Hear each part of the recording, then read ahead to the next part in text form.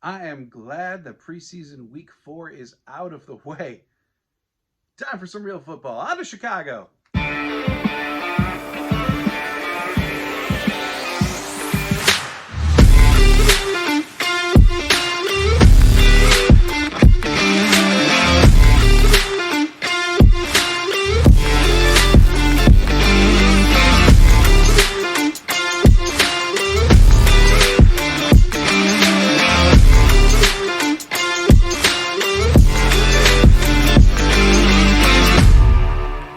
Welcome to another episode of Lombardi Time Brews. I am your host, John Del Rey. Today we are taking stock of the Green Bay Packers. We're talking about a couple players whose stock is on the rise, a couple players whose stock is sinking, and one player who I'm actually going to remain neutral on. So today is the stock report, or the stonk report, as my nephew calls them. Before we dive into today's topic, please hit like, share, subscribe on this video or audio podcast, and keep on spreading the word about Lombardi Time Brews so that we can continue growing a bigger and bigger community. Just a couple quick things before diving in totally to today's topic. One, I've got a practice update for you from LaFleur's presser from the practice today, but also just a personal announcement too. There is now, brand new, today, it's going live, a Lombardi Time Brews Facebook page. So for the first time, this video or the link to YouTube is going to be posted on Facebook. In addition, I'm going to be posting additional content to Facebook, oftentimes doing some practice roundups, just gatherings of tweets from a bunch of different reporters, hoping to make it a one-stop shop for you if you prefer to get your news on Facebook as opposed to Twitter or anything of the like. I also would anticipate that a lot of the things that I do put on Twitter, I'm going to be carrying over to Facebook as well. So again, go on to Facebook, search Lombardi Time Brews, a brand new page on Facebook for you to continue getting all of your Packer news. All right, so that practice update. What happened today? What did LaFleur say? Well, here's a few things we know. Keyshawn Nixon is back. He practiced today. Quay Walker was back. Practiced today. That's a big development. Elgton Jenkins practiced today, as did David Bakhtiari. Now, we just don't know at this time, as of recording right now. We should find out relatively soon, but as of right this second, we do not know if they were all full participants or if they were limited participants. LaFleur this morning in his press conference again played coy about Bakhtiari, saying that we won't know until we're out there if Bakhtiari would participate in team reps. He's the one that gets directly asked about the most in these press conferences. LaFleur is always very tight with the details around Bakhtiari, but what we do know is that all four of them have been back to practice as of this afternoon. We just don't know in what capacity. However, when we do find out, it will be very indicative of whether they play this weekend or not. Matt LaFleur, in his time as head coach, has a great tendency that if a guy is out with a multiple week injury, he wants to see at least one full practice, one fully participating practice, before allowing them to play in a game. Bakhtiari, Jenkins, they both obviously fit the mold. Now, Quay and Keyshawn Nixon, they're not multi-week injuries. So do we need to see that full practice from them? We probably still do, given the fact that Quay is a rookie and Keyshawn Nixon is new to the Packers. But we don't know.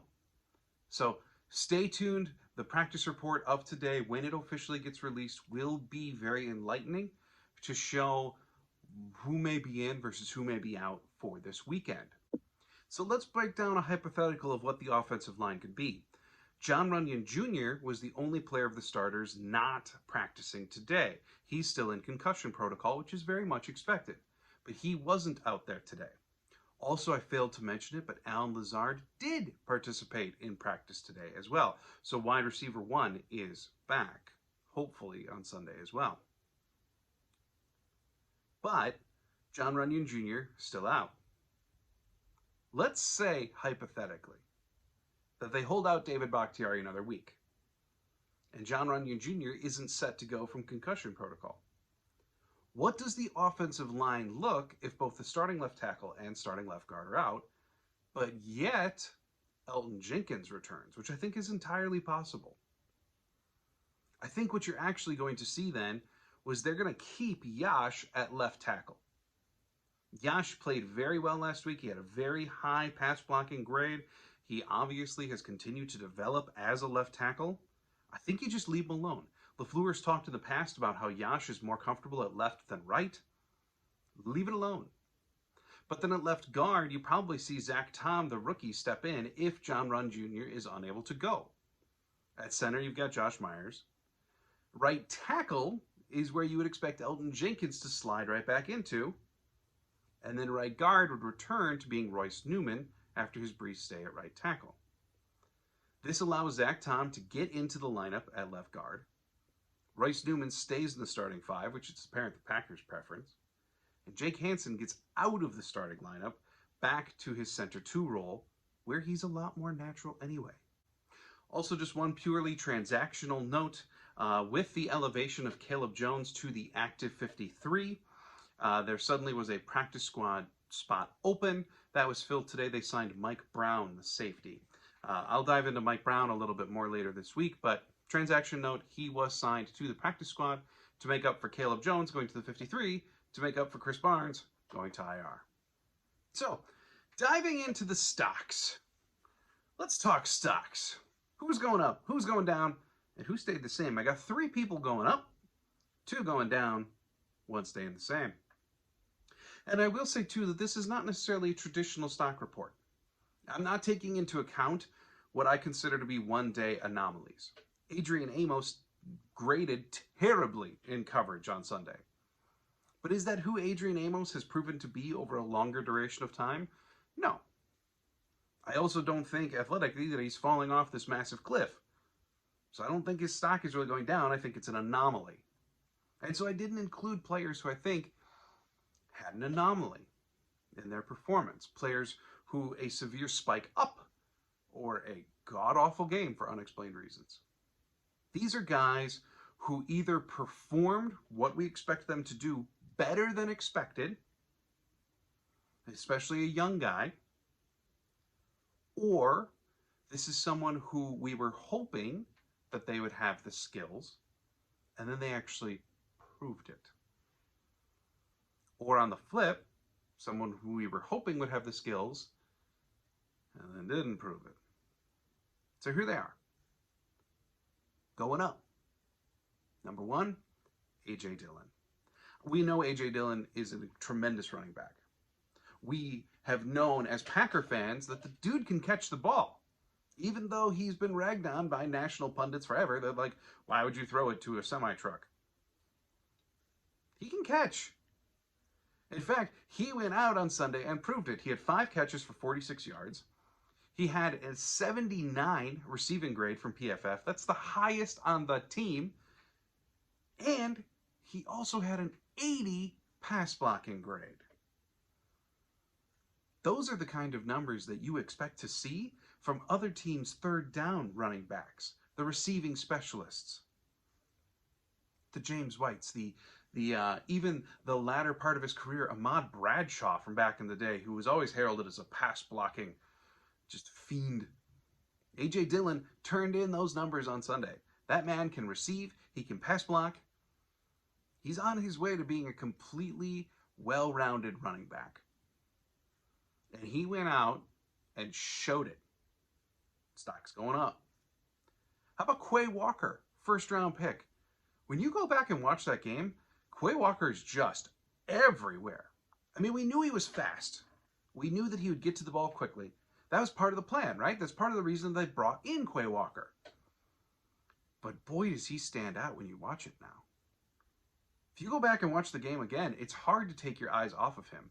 He is so fast. He has such a presence on the field. He covers so much ground. Pairing him with Devondre Campbell, when this defense figures itself out and starts communicating properly, that is going to be a middle-of-the-field combo that can cover a lot of ground. Overall, Quay Walker had a 65 PFF grade. The more amazing thing, the man had 9 tackles in 38 snaps. 38 snaps.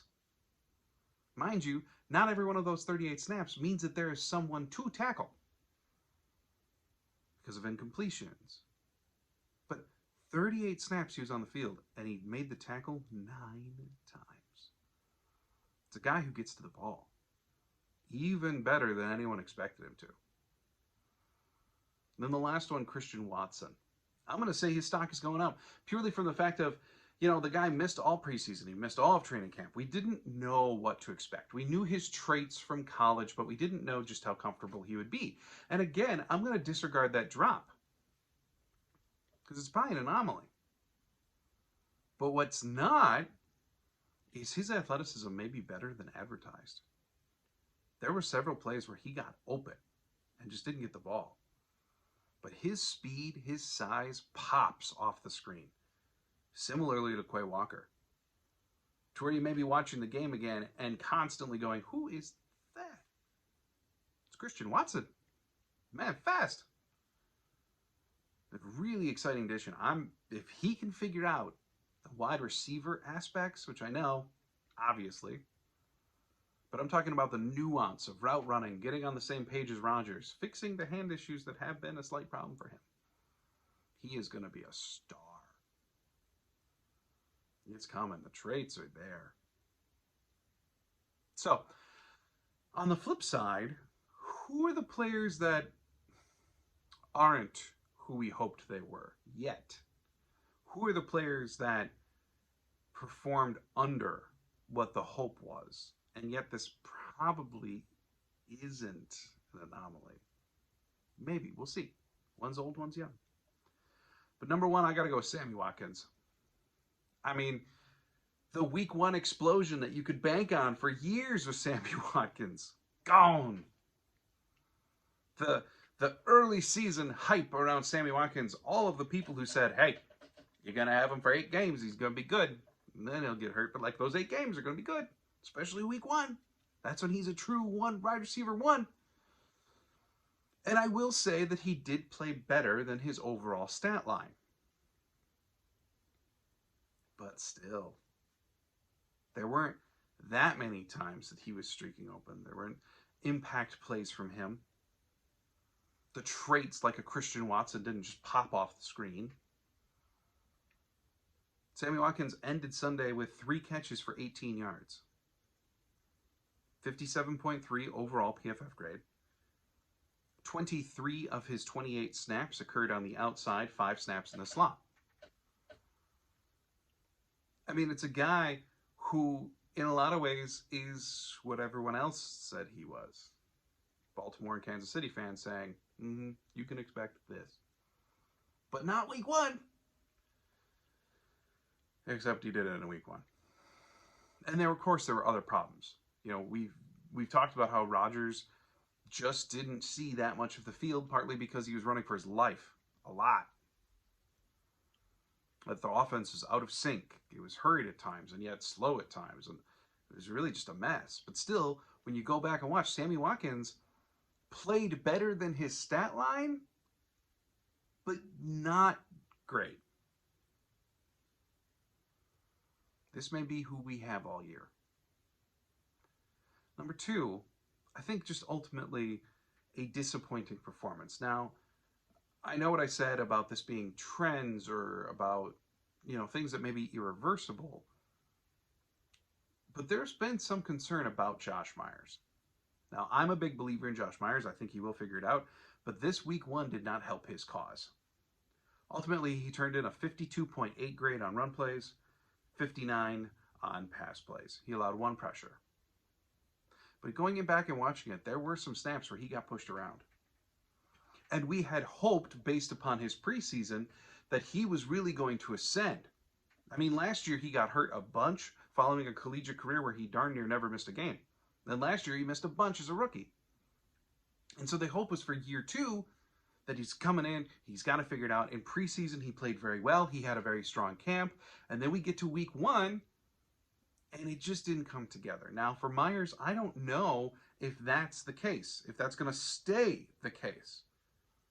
But he played about at a competency of where he was last year. Maybe a little better. but not the jump yet that we had hoped for. So, unfortunately for the doubters, he confirmed some of their priors. We'll see if he can reverse the trend. And then lastly, I'm going to go with one neutral. Now, we fully expect this individual to be a monster, and I've talked at length, almost written love soliloquies for him. But Rashawn Gary, he had the sack. He had 5 pressures. He was one of the best defensive players on the field for the Packers, which of course on Sunday doesn't say a whole lot. But we again didn't see him absolutely positively wreck the game.